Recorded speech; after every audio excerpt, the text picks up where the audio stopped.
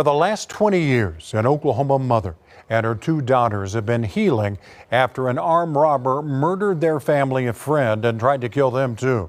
And with each court appearance and appeal, they're forced to relive it all over again. Last month, that man's clemency was denied. And tonight we hear from that mother and for the first time, her now adult daughters.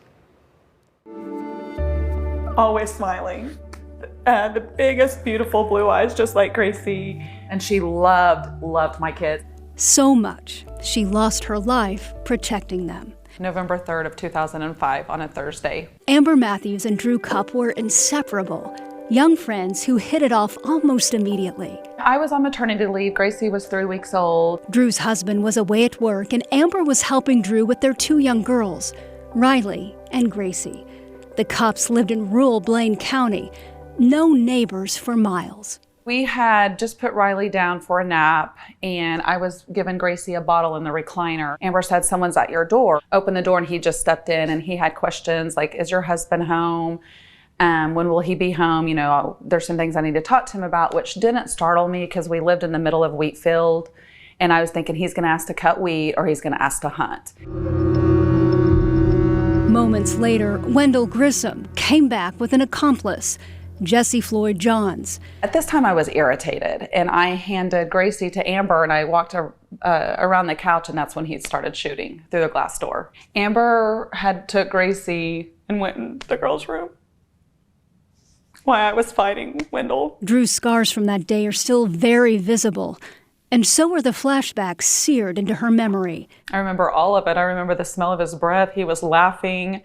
I was screaming, "Please don't do this. Please don't do this. I have kids. You can take whatever you want." And his last shot, he put the .44 black powder right here, which is pretty powerful, and it blew me off of him. Drew was shot 3 times, but has 8 bullet holes from where those bullets entered and left her body. A bullet was removed from her head. Another that fragmented her uterus, stomach, and pelvis still remains to this day. I heard Amber scream, "Please don't shoot me." When I fell to the floor, he thought I was dead. And running into the girl's room, he shot Amber immediately from afar.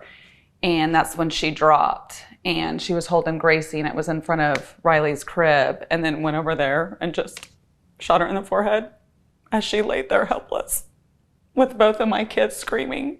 Riley is now 20, Gracie 19. The only reason me and Gracie are here is because of her.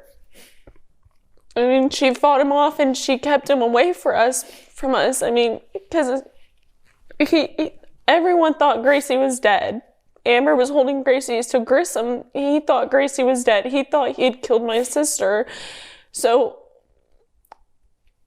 he came in there to kill all of us. And it wasn't really until the clemency hearing where I got the pictures, the interviews. Pictures of the clothing she was wearing that day that first responders had to cut off, the crime scene, and interviews with Grissom throughout the years. You knew something bad was getting ready to happen.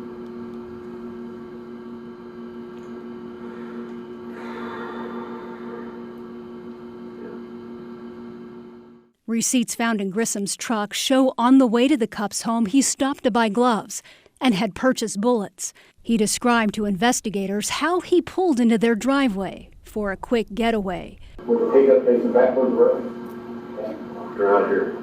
But Drew ran outside, and Grissom's conveniently parked Chevy became her getaway vehicle. And after a few miles down the road, she flagged down oncoming traffic and called 911. Grissom was found hiding in a nearby creek bed. Johns was picked up hitchhiking. Grissom had a choice that day, and he made his decision. He was there to kill. Clemency was denied, something Grissom, now 56, wanted.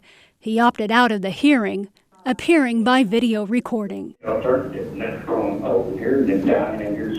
He said that it's hard for him to travel.